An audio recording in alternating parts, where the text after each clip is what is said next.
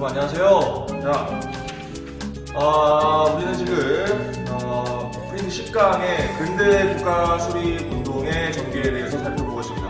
이 부분은 시기로 얘기하면은 19세기 후반 정세 두 번째 부분에 해당한다고 말씀드렸었고, 위에서 전체적인 흐름을 살펴봤습니다. 기억나죠? 간단하게 짚고 넘어가도록 하겠습니다. 1894년에 1차, 2차에 걸친 동학농민운동이 전개됐다라고 말씀드렸고요.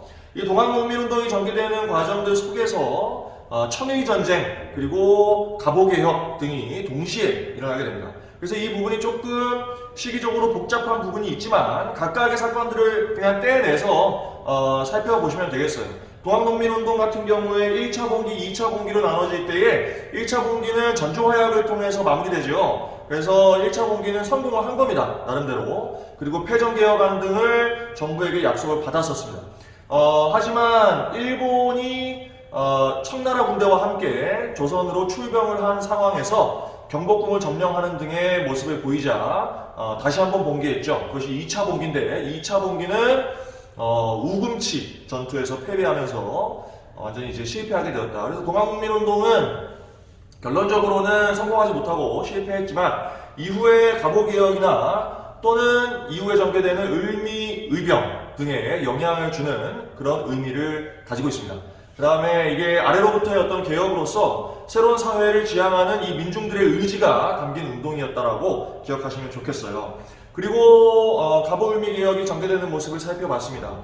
세 차례에 걸쳐서 개혁이 전개되죠. 1차 갑오개혁, 2차 갑오개혁, 3차 을미개혁이었었는데 갑오개혁의 어떤 중심된 내용들 몇 가지만 기억하시면 됩니다. 뭐 구체적인 내용들을 다 여러분들이 머릿속에 넣고 있을 필요는 없고, 예를 들면은 1차 개혁 때 과거제가 폐지되고 공사 노비제도가 혁파되면서 신분제가 법적으로 철폐되었다 라는 정도의 내용. 그 다음에 2차 개혁 때 홍범 14조가 발표되었다 라는 것. 그 다음에 3차 을미개혁 때는 을미사변의 영향으로 그러니까 일본의 강요에 의해서 또 개혁이 전개되고, 그 다음에 이제 단발령을 내림으로써 그에 대한 저항으로서 을미의병이 일어났다 라는 정도로 여러분 기억하시면 되겠습니다. 알겠죠? 자, 이게 이제 전 시간에 했던 내용을 우리가 간단히 정리한 것이고, 이제 근대 국가 수립 운동의 전개 두 번째 시간으로서 아래로 가시면 오른쪽에 독립협회부터 이제 구체적으로 살펴보도록 하겠습니다. 자, 필기 준비됐죠? 네. 힘차게 시작하도록 하겠습니다. 자, 갑니다. 자, 독립협회부터 구체적으로 살펴보도록 하겠습니다. 아래 보시면 일단 당시에 아관파천이라고 하는 상황이 있죠. 아관파천이 1896년에 러시아 공사관으로 고종이 피신을 한 사건이에요. 보시면 을미사변과 을미의병, 요 을미사변 그 다음에 단발령 있고 을미의병이 있는 거 아니에요, 그죠? 이런 사건들이 일어났는데 이 을미사변은 중전이 시해를 당한 사건이고, 그죠? 그것도 궁궐에서 일어난 시해 사건이고 시신은 불태워졌어요. 그 다음에 을미의병, 거기에 대해서 이제 저항하는 의병들이 막 일어나고 있는 상황에서 신변의 위협을 느끼는 거예요. 누가? 고종이 이제 신변의 위협을 느끼는 거죠. 네. 그래서 신변 안전을 위해서 러시아 공사관으로 피신을 하게 된다. 누가? 고종이 러시아 공사관으로 피신하게 된다. 러시아 공사관을 아관이라고 하는 거야. 아관. 파천은 옮겼다는 얘기죠. 이게 국가의 공사관의 왕이 지금 어떻게 보면 숨어 들어간 거죠. 물론 정치적인 의도가 있습니다. 일본이 너무 강력하게 이제 지배력을 강화시키는 과정이 전개되다 보니까 거기에 대한 대항으로서 러시아 세력에 의존을 해서 좀 일본을 견제하려고 하는 그런 의도가 보이죠. 의도가 보이나 어쨌든 한 국가의 왕인데 공사관에 숨어 들어가 있다. 이건 당연히 정상적인 상황이라고 이야기할 수는 없겠죠. 그래서 어쨌든 아관파천이 전개되는 그 시기 때에 친미 친러 내각이 수립되고 러시아의 영향력이 강화될 수밖에 없는 그런 상황이 만들어졌다라고 하는 겁니다. 그러니까 일본은 여기서 조금 주춤하는 그런 상태가 되겠죠. 지금 결국은 청나라는 이미 청일전쟁으로 나갔고, 그 다음에 가장 조선에다가 힘을 강하게 미치고 있는 국가가 일본이고 북쪽에서 내려오는 러시아예요. 그러니까 러시아와 일본의 대립이 대단히 격화되고 있는 상황이라고 보시면 되겠습니다. 결국은 이 러시아와 일본의 대립이 격화되는 상황 속에서 전쟁이 일어나게 되는 겁니다. 그게 나중에 우리가 다음 단원에서 공부하는 러일 전쟁이 되는 겁니다. 러일 전쟁. 알겠죠? 자, 일단 그렇게 기억을 하시고, 이런 아광파천이 왜 독립협회와 관련이 있느냐? 아광파천이라는 상황은 자주 독립국가의 모습이 아니잖아요. 그죠? 그 자주 독립국가의 모습이 아닌 이런 상태에서 벗어나자라고 하면서 독립협회라고 하는 단체에서 뭘 하는 거야? 고종의 환궁, 돌아와라. 궁궐로 돌아오세요. 환궁을 요구하게 되는 겁니다. 알겠죠? 그렇게 연결시켜서 독립협회하고 함께 기억을 하시면 좋아요. 아광파천을. 자, 그러면 이 독립협회는 누가 창립했냐? 서재필이라고 하는 사람이 중심이었어요. 이 서재필은 급진파 개화 세력에 해당하고요. 이 급진파였던 서재필이 갑신정변 이후에 미국으로 망명을 갔다가 미국의 시민권을 얻어서 돌아옵니다. 그렇게 돌아왔을 때에 이제 다른 이제 개혁적인 관료들, 그다음 개화 지식인들 이런 사람들과 함께 독립협회를 창립하게 되는데, 그 과정을 보면 일단 독립신문이라고 하는 신문을 발간을 하고요. 독립문을 건립합니다. 독립문은 청나라의 어떤 사대관계, 청나라와의 사대관계 이런 것에서 벗어난다라고 하는 의미를 담고 있다고 기억하시면 되겠어요. 그래서 이 독립신문을 발간하고 또 독립문을 건립하는 이런 과정들 속에서 독립협회를 창립하게 되는 겁니다. 처음 독립협회가 창립되었을 때 활동을 보면, 그다음에 그 조직의 모습을 보면 관료들이 상당히 많이 들어가 있었어요. 관료들이. 그래서 이게 약간 친정부적인 그런 성격을 띠고 있었습니다. 알겠죠? 초기엔 그랬다가 점차로 이제 뭐 만민공동회나 이런 집회를 열면서 이제 대중들의 어떤 정치적 의지 이러한 것들을 녹아내는 그런 단체로서 활동을 하게 됩니다. 그러면서 점차 민중을 대변하는 그런 정치 단체로 변화하게 되죠.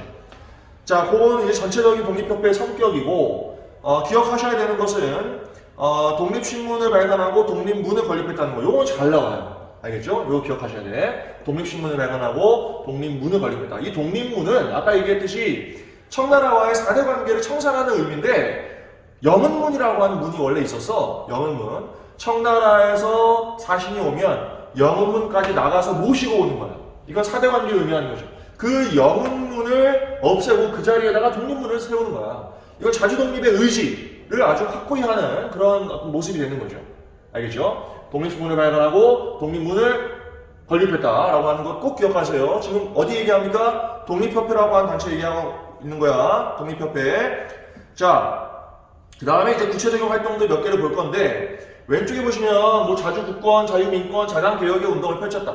구분을 해놨는데 사실 이거 구분할 필요 없어요. 그냥 제가 의미를 좀 부여하기 위해서 이 구분해 놓은 것이고, 요거는 모르셔도 되고, 구체적인 활동 내용들 몇 가지 중요한 것만 짚고 넘어가도록 하겠습니다. 독립협회는 아까 얘기했듯이 아광파천의 상황에서 고종의 환궁을 요구했어요. 고종의 환궁을 요구합니다. 지금 이렇게 화살표를 해놨죠? 아광파천의 상황에서 고종의 환궁을 요구했다. 고종이 아관, 러시아 공사관에 머물고 있는 것이 자주 독립국가의 모습이 아니다. 그 다음에 러시아의 이권 침탈이 심해지기 때문에 거기에서 벗어나야 된다. 라고 하는 주장을 하게 되는 겁니다. 고종의 환궁 요구, 고종에 대한 환궁 요구를 독립협회에서 해나갔다. 그 다음에 러시아가 워낙에 이제 아광파천의 상황에서 이권 침탈이 심했기 때문에 이 러시아의 이권 요구를 저지하는 그런 활동을 하게 됩니다. 이권 수호 운동이라고 표현하기도 해요. 이권 수호 운동. 그렇구나. 그 다음에 아래 보시면 뭐 신체의 자유, 그 다음에 언론 출판 집회 결사의 자유 이런 것들을 보장하라라고 요구했다. 이건 매우 근대적인 내용들이죠, 그죠? 매우 근대적인 지식인들 이런 사람들이 포함되어 있는 단체가 독립협회였기 때문에 이런 개혁을 요구했던 겁니다. 요건 뭐 그러려니 하시면 되고, 요거는 무조건 별표 쳐놓고 기억하는 거야. 만민공동회는 꼭 기억합니다. 만민공동회는 최초의 근대적인 집회예요. 사람들을 모아놓고 집회를 한 거야. 자신들의 어떤 정치적인 요구들을 밝히는 거죠. 집회를 통해서. 알겠습니까? 그것이 바로 만민공동회예요. 꼭 기억하시기 바랍니다. 이 만민공동회는 최초의 근대적인 대중집회였다라고 하는 것 기억하시기 바랍니다. 그 다음에 만민공동회가 열리고, 그 다음에 거기에 이제 관료들도 많이 포함이 돼서 관민공동회라고 하는 것도 열리게 됩니다. 이런 것들을 통해서 당시에 독립협회가 추구하던 정치적 이념들, 근대적인 정치를 하기 위한 노력들이 전개되는데, 그 중에 하나가 바로 뭐냐면 헌의 6조라고 하는 것을 결의했어요.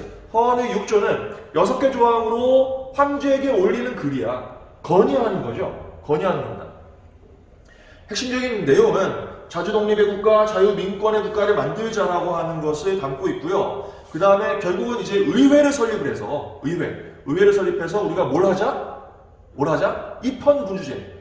법을 만들고 입헌군주제로 나아가자. 근대적인 입헌군주제로 나아가야 한다. 라고 하는 것을 결의한 것이 헌의 6조예요. 그러니까 이게 입헌군주제로 이제 발전한다고 하는 것은 왕이 자신의 권력을 일부 내려놓아야 됩니다. 내려놔야 전제군주제에서 입헌군주제로 변화할 수 있게 되는 거야. 그래서 이 입헌군주제를 지향하는 헌의 6조를 결의했을 때에 고종이 어떻게 했냐? 고종이 이것을 제가해요. 제가 허락했다는 얘기입니다. 그래? 한번 해보자. 중추원이라고 하는 당시 이제 기구가 있는데 이 중추원을 의회식으로 한번 바꿔보자. 라는 식으로 나아가게 돼요. 나름 고종은 변화하고자 하는 의지가 있었던 겁니다. 하지만 결국 뭐야? 보수적인 세력들에 의해서 이게 실패합니다. 실패하고 이게 실현되지 못하죠. 막 이런 활동들을 독립협회에서 했을 때 막 공화정으로 가려고 한다, 왕정을 없애려고 한다라고 막 이제 주장하는 보수 세력들에 의해서 결국은 실패하게 되는 거예요. 실패하게 됩니다. 사실 이게 공화정을 지향한 건 아니잖아요. 입헌군주제, 왕의 존재는 인정하는 건데 이제 그 공화정으로 가려고 한다라고 계속해서 이제 매도하는 거죠. 매도하여서 독립협회를 결국은 무력화시키고 나중에 완전히 해산시키게 됩니다. 알겠죠? 그러니까 독립협회가 나름대로 근대적인 국가를 지향하고 있다. 그래서 그런 활동을 하고 있다라고 하는 내용을 아시면 돼요. 알겠죠? 만민공동회 꼭 기억하시고 헌의 6조라고 하는 것을 결의해서 고종의 허락까지 받았지만 실현되지 못했다. 자, 보수 세력의 반발이 있다고 금방 말씀드렸습니다. 그래서 독립협회가 해산이 되어 보수 세력의 반발이 있었고 특히 황국협회라고 하는 단체가 만민공동회를 습격합니다. 만민공동회를 습격하면서 결국 이제 독립협회가 해산되죠. 만민공동회 플러스 군대까지 동원이 돼요. 군대까지 동원이 되어서 독립협회가 해산이 됩니다. 한국협회라고 하는 단체는 뭐냐면 보수적인 관료 세력들이 중심이 돼서 이제 보부상들 뭐 이런 사람들이 가입하고 있던 단체예요. 이런 단체를 이용을 해서 독립협회를 해산시켰다.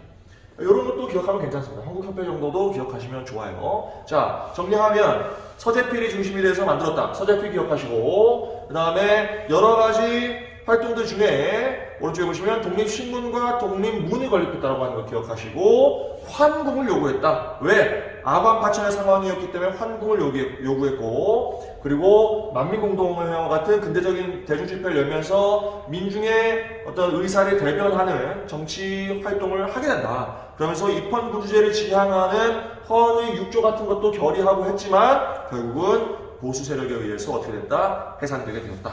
라고 하는 거 전체적으로 독립협회를 이해하시기 바랍니다. 알겠죠? 자, 독립협회가 이렇게 고종에 대한 환궁을 요구하고 할 때에 고종이 돌아옵니다. 돌아와요. 이제 환궁을 하게 되는 거죠. 환궁을 하면서 세워진 나라가 뭐냐? 대한제국입니다. 그러니까 독립협회가 만들어지고 조금 있다가 대한제국이 수립돼요. 알겠죠? 독립협회가 활동하면서 그걸 바탕으로 해서 대한제국이 수립됐다라고 봐도 무방합니다. 그렇게 대한제국이 수립됐다고 하는 것은 이제 기존의 조선 왕조에서는 좀 달라진 나라가 생긴 거죠. 대한제국은 제국이니까 황제의 국가를 스스로 칭하는 거야. 기존에는 조선 왕실은 중국, 명나라, 청나라를 4대하는 국가였었죠. 이제 그런 거에서 다 벗어나는 거야. 이제 뭐야? 고종이 환궁을 한 이후에 나라는 칭제건원을 받아들여서 스스로 황제를 칭하게 되는 겁니다. 왕이 아니라 이제 고종 황제가 되는 거죠. 고종 황제. 알겠죠? 자, 수립 배경은 독립협회 활동이 있었고 그래서 고종에 대한 환궁의 요구가 있었고 결국 고종이 경운궁으로 환궁을 하면서 칭제건원의 건의가 있었고 스스로 황제를 칭하십시오. 그 다음에 원년을 세웁시다 라고 한 게 건원이야. 건원. 황제를 칭하고 원년을 세운다. 원년. 이때부터 해를 세는 거야.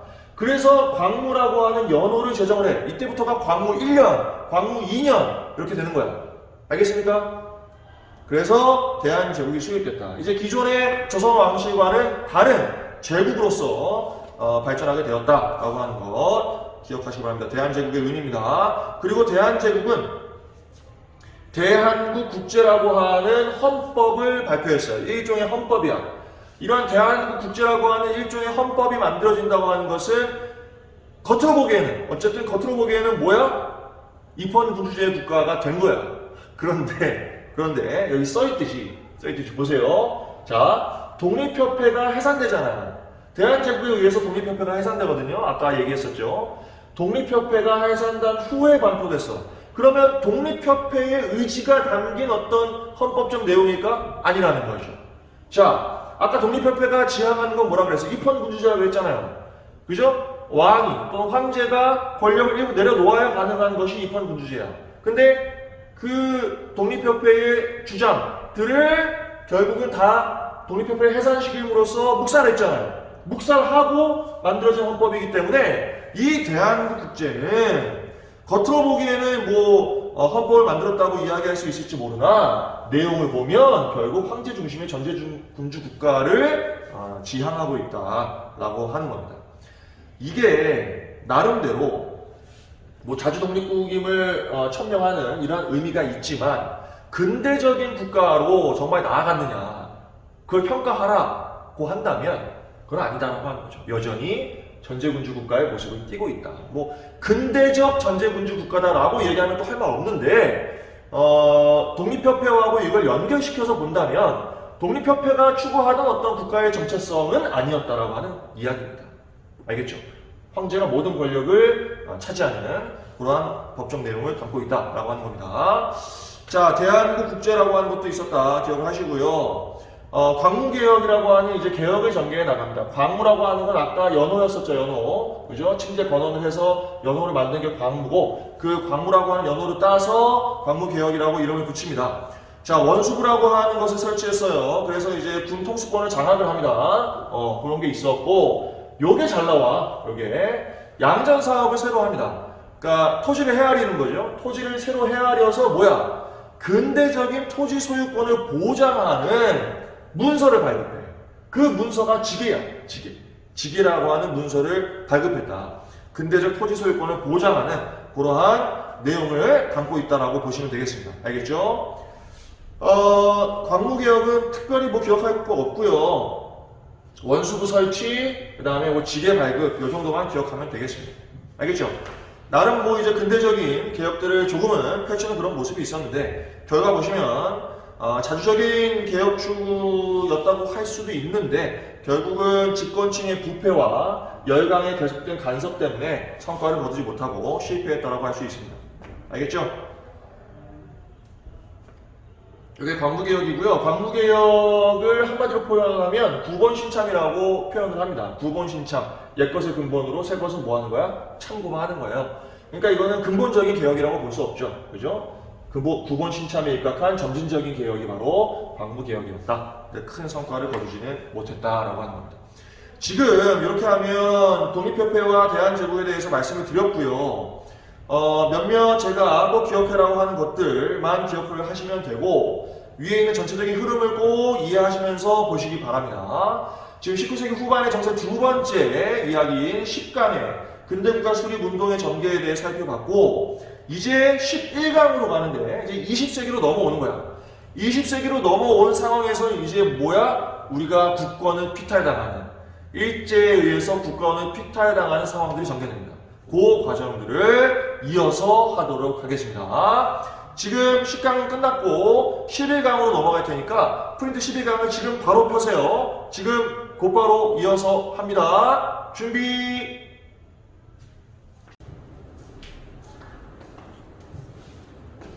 자, 11강 폈죠. 11강. 일제 국권 침탈과 국권 수호 운동의 모습입니다. 11강이니까 12강, 13강까지 하면 한국사 전부 다 끝나는 거야.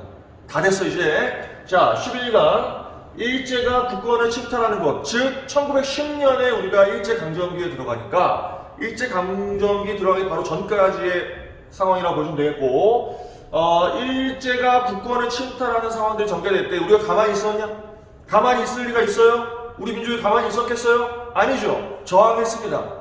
우리의 국권을 수호하기 위한 운동들을 펼칩니다. 그래서 이번 나라에서는 일제가 국권을 침탈하는 과정, 그 다음에 우리가 국권을 수호하고자 노력했던 과정을 동시에 살펴본다라고 이해하시면 되겠습니다. 알겠죠? 자, 이제 아래 보시면 국권 침탈의 과정과 저항이라고 또 표를 하나 만들어 놨습니다. 전체적인 흐름을 살펴보고 그 다음에 구체적인 내용을 살펴보도록 하겠습니다. 자, 전체적으로 먼저 자, 왼쪽에 보시면 이제 두 가지의 대립의 모습, 국권을 침탈하는 과정을 일제가 전개할 때 우리가 국권을 수호하려고 하는 움직임, 이렇게 둘로 나눠서 봅니다. 먼저 국권을 침탈하는 과정을 살펴볼게요. 네, 요거 일단 표시해 놓으시고 요건 대립의 모습이 있다라고 하는 것, 이 전체적인 내용을 살펴봅니다. 자, 지금 한반도에 영향을 미치고 있는 국가, 아주 강하게 미치고 있는 국가 두 개입니다. 어디하고 어디였죠? 러시아와 일본입니다. 이 러시아와 일본이 한반도의 종주권을 두고 누가 한반도를 차지할 것이냐를 두고 전쟁을 했다. 러시아와 일본이 전쟁을 하는데 당연히 전쟁은 러일 전쟁이죠. 자, 러일 전쟁부터 살펴보도록 하겠습니다. 러일 전쟁이야. 러시아는 계속 남쪽으로 내려오려고 합니다. 부동강을 찾아 나서는 거야. 러시아 너무 추워. 추워. 추우니까 어떻게 해? 안 추운 곳으로 자꾸 내려오는 거야. 특히 이제 얼지 않는 항구, 부동항을 찾아서 남쪽으로 내려오는 거죠. 그 남쪽으로 내려올 때 이 동쪽 끝에서 남쪽으로 내려오는 게 바로 한반도 지역이었다는 얘기예요. 알겠죠? 이미 연해주라고 하는 지역을 차지해서 한반도하고 국경을 접했어. 그리고 남쪽으로 더 내려오려고 하는 거야. 네, 한반도에 아주 관심이 많은 국가. 그 다음에 일본은 뭐야? 한반도를 기점으로 해서 대륙으로 진출하려고 하는 거죠.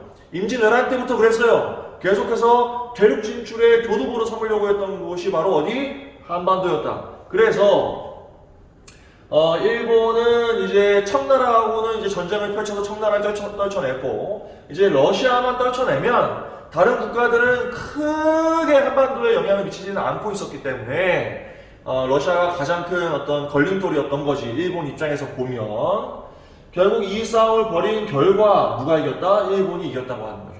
일본이 승리했습니다. 일본이 이겼다고 하는 거 잘 기억을 하시고요. 일본이 이 러시아와 전쟁을 펼칠 때 다 썼니? 러시아하고 전쟁을 펼칠 때 오른쪽으로 가시면 요 아래부터 볼게요. 한일 의정서라고 하는 것을 강요합니다. 한일 의정서. 이건 뭐냐?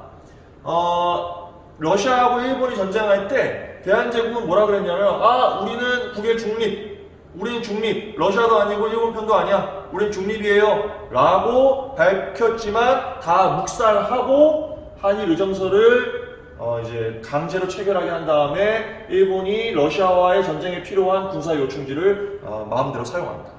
네, 이게 한일 의정서야.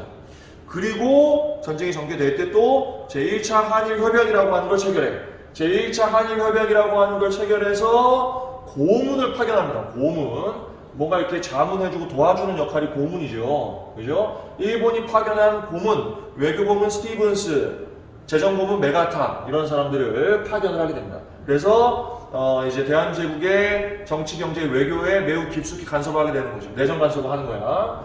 이런 과정들은 이미 언제 러일 전쟁이 전개되던 중에 있었어요. 알겠죠? 러일 전쟁이 전개되던 중에 있었고, 기억하세요. 제1차 한일협약도. 알겠죠? 있었고, 그리고 전쟁에서 이겼죠. 전쟁에서 이긴 이후에는 어떻게? 전쟁에서 이긴 이후에 이제 열강들하고 조약을 체결해 나갑니다. 자, 먼저 미국하고는 보세요. 가스라 테프트 밀약이라고 하는 걸 체결해. 가스라 테프트 밀약. 가스라하고 테프트가 맺은 거야. 밀약이죠. 비밀 조약이야. 내용은 뭐야? 필리핀을 미국이 차지하고 한반도를 일본이 차지한다 라고 하는 것을 상호 인정하는 겁니다. 한마디로 얘기하면 미국이 일본이 한반도를 강정하는 것을 인정해 준 거예요. 미국이. 알겠습니까? 그러니까 서로 기브 앤 테이크 하는 거죠. 다음, 영국하고는 제2차 영일 동맹을 맺습니다. 제2차 영일 동맹. 이건 또 뭐야?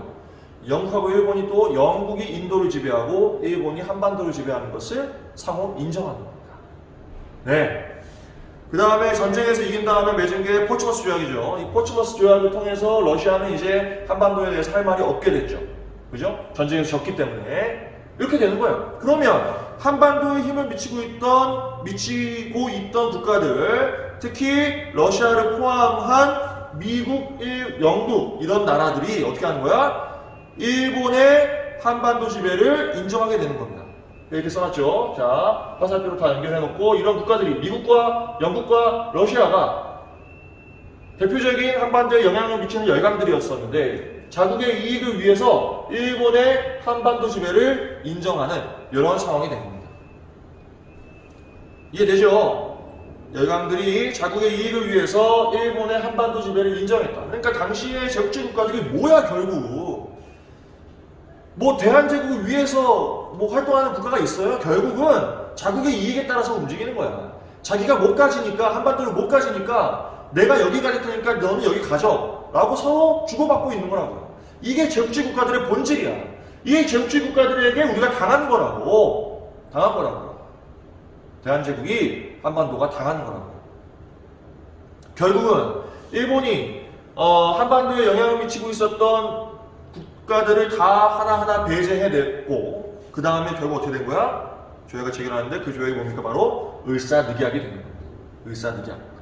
을사늑약으로 외교권이 박탈됐어요. 그리고 통감이라고 하는 사람이 파견되어서 이 통감이 이 대한제국의 외교권을 대행하게 됩니다. 이게 늑약이라고 표현했잖아요. 왜 늑약이냐? 늑자가 이게 무슨 늑자냐면 이게 굴레 늑자야.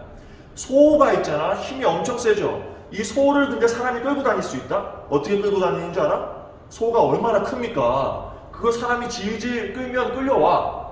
왜? 굴레를 씌워놔서 그래. 소 머리에다 굴레를 씌운 다음에 그걸 줄로 연결해서 이렇게 끌면은 소가 살살 끌려와요. 왜 늑약이냐? 우리는 굴레 씌워진 소와 같이 돼버린 거야. 을사늑약을 통해서 외교권을 박탈당함으로써 우리의 주권을 박탈당함으로써 일본이 끌고 가는 대로 끌려갈 수밖에 없는 상황이 된 거야. 그래서 을사늑약이라고 표현하는 거야. 그냥 조약이라고 얘기하지 않죠. 원래는 제2차 한일협약이라고 이야기하는데 우리는 이게 을사년에 있었고 1905년이죠. 을사년에 있었고 그리고 이게 우리 민족의 굴레를 씌우게 한 그런 조약이기 때문에 을사늑약이라고 표현하는 거야. 을사늑약이라고 표현했을 때 이 조약의 성격까지 여기에 담겨지는 겁니다. 알겠죠? 우리는 일제에 의해서 굴레가 씌워졌다. 질질 끌려가게 됐다라고 하는 겁니다. 안타깝죠, 그죠? 그래서 이런 을사늑약이 체결됐다. 뭐 을사늑약 체결됐을 때 가만히 있었겠니? 당연히 어마어마한 저항을 했죠. 네, 그건 좀 이따 보고. 자, 오른쪽으로 갑니다. 그래서 일본은 이런 과정들을 통해서 대외적으로 대내적으로 한반도에 대한 독점적 지배권을 확보했다고 할 수 있고요. 그리고 나서 계속해서 조약을 체결합니다. 한일 신협약, 정미 치의조약이라고 하는데 이런 조약들을 체결함으로써 일본인 차관을 각부의 장관 아래다 두게 되는 거야. 다 일본 사람들이 들어오게 되는 거야. 각부 부처의 요직에 일본 사람들이 들어가게 되고 그 다음에 이제 이때 군대도 해산됩니다. 군대도 해산되고 그 다음에 나중에 뭐 경찰권, 사법권 다 박탈당하고 그리고 1910년 8월에 어떻게 되는 거야? 한국 병합에 관한 조약이 체결됩니다. 이때 통감이었던 데라우치와 총리 대신이었던 대한제국의 이완용 알죠? 을사 5적 중에 한 명입니다. 이완용이 서로 도장을 찍어서 조약이 체결이 됩니다. 그러면서 우리는 일제강점기에 들어가게 되었다라고 하는 거죠. 대단히 안타까운 역사입니다. 한편으로는 이런 그 한국 병합에 관한 조약이나 앞에 배웠던 우리 을사늑약이나 전부 다 국제법적으로 효력이 없는 조약입니다. 사실은 아무런 효력이 없는 조약이에요. 왜냐하면 주권자가 조약이 체결된 다음에 그것을 비준하는 과정이 있어야 되는데, 그러니까 결국 주권자는 누구냐면 을사늑약 체결될 때는 고종황제고, 그 다음에 이 한국 병합에 관한 조약이 체결될 때는 승종황제예요. 그들이 도장을 찍는 이 조인을 해야만이 조약이 효력을 발생할 수 있는데 그런 과정이 다 묵살됐어요. 고종은 을사늑약 체결됐을 때 이거 내가 원하는 거 아니다. 이거 다 무효다라고 밝히고 활동을 해. 그러다가 강제로 퇴위된 거야. 순종 황제도 한국 병합에 관한 조약 체결됐을 때 도장 안 찍었어요. 끝까지 저항했습니다. 그런데 뭐 당시 국제법이고 뭐고 없이 힘의 논리에 의해서, 제국주의 국가들의 논리에 의해서 결국 우리는 일제강점기에 들어가게 되었다라고 하는 겁니다. 알겠죠? 지금 그 국권 피탈의 과정을 살펴봤습니다. 이제 아래서 우리가 국권을 어떻게 수호해 나갔는가, 수호하기 위한 노력을 어떻게 했는가에 대해서 아래에서 살펴보겠습니다. 자, 을사늑약이 체결되고 외교권이 박탈당했죠. 그러고 나서 군대 해산되고 경찰권, 사법권 다 박탈당하고 한국 병합에 관한 조약이 체결되면서 우리가 일제강점기에 들어가게 되었다. 그러면 가만히 있었느냐? 그런 과정이 전개될 때 우리가 가만히 있었느냐? 그럴 리가 없죠. 자, 국권 수호운동의 모습을 살펴봅니다. 애국개몽 계열과 무장투쟁 계열, 이 두 가지로 일단 나눠져 있죠. 그러니까 나라를 지키려고 하는 그런 운동을 펼칠 때에 이런 두 가지 흐름으로 어떤 그 움직임이 있었다는 얘기예요. 애국개몽이라고 하는 계열은 뭔가 이제 실력을 양성해서 우리가 힘을 길러서 경제적으로 또는 뭐 교육을 통해서 힘을 길러서 이제 일제에 맞서 싸워야 된다라는 흐름이라고 보시면 되겠고, 무장투쟁은 지금 교육을 해서 뭐 경제를 발전시켜서 일제에 저항하는 것이 아니고 지금 당장 총칼을 들고 싸워야 된다라고 하는 계열이 무장투쟁 계열이에요. 이렇게 두 가지 계열이 나눠져 있는데 이 계열은 결국 일제강점기에 들어간 이후에 그 독립운동의 방향성도 이 두 가지로 구분될 수가 있어요. 알겠습니까? 그러니까 독립운동의 방략 중에 실력을 기르자라고 하는 실력 양성운동을 펼치는 애국개몽운동의 영향을 받은 계열이 있고, 그 다음에 또 독립운동의 방법 중에 무장투쟁에 영향을 받아서 독립전쟁론, 그죠? 독립전쟁을 통해서, 무장투쟁을 통해서 우리가 독립을 이룰 수 있다라고 하는 흐름으로 나눠진다는 거죠. 그러니까 일제강점기에 들어가기 전에 국권을 수호하기 위한 운동의 계열이나 이후에 일제강점기에 들어가서 이제 그 독립을 하고자 하는 그런 계열이나 비슷한 어떤 흐름이 존재한다라고 하는 것을 일단 머릿속에 넣으시고, 이 애국개몽운동 계열부터 먼저 살펴봅니다. 애국개몽이라고 하는 실력을 기르자라고 하는 이 계열은 연원을 따지면 어디에서 이제 연원이 있냐면 이 전에 바로 독립협회라고 있었죠. 그 독립협회의 흐름과 관련이 있고, 그 전으로 얘기하면은 개화파들이야, 개화파들. 네. 그런 흐름들 속에서 뭐 이제 문물을 수용하고 그들의 것을 바탕으로 해서 경제를 발전시키고 교육을 진흥시켜야 된다라는 움직임으로 저항을 하게 된 겁니다. 오른쪽으로 갑니다. 자, 단체 두 개가 나오는데 그냥 뭐 참고로 보시면 돼요. 보안회라고 하는 단체와 헌정연구회라고 하는 단체가 있었어요. 이 보안회라고 하는 단체는 러일 전쟁이 전개되잖아요. 러일 전쟁 중에 일본이 이제 그 토지를 막 약탈해 나가기 시작해. 그런 토지를 약탈해 나가는 과정 중에 하나가 뭐였냐면 황무지 개간권을 가져가는 거야, 일제가. 그 막 요구를 하는 거죠, 일본이. 그런 황무지를 개간하겠다라고 하면서 실제로 토지를 약탈하고 있는 거거든. 그러니까 그거를 저지시키는 활동을 했어요, 보안회가. 황무지 개간권 요구를 저지하는 그러한 활동을 한 단체가 보안회고, 그냥 참고사항이야. 그 다음에 헌정연구회라고 하는 단체는 써있듯이 입헌 정치를 추구합니다. 입헌 정치. 입헌 정치를 이미 추구했던 단체, 독립협회라고 하는 단체 있었잖아요. 영향을 받은 거예요. 네. 입헌제를 추구하는 모습이 있었다. 그래서 뭐 의회를 수립시키고 뭐 그런 활동을 하려고 했는데 결국 을사늑약이 체결되고 어떻게 됩니까? 통감이 외교권을 대행하잖아요. 그런 통감부가 설치된 다음에 헌정연구회는 폐지됩니다. 폐지됐어요. 해산돼 버리는 거죠. 네.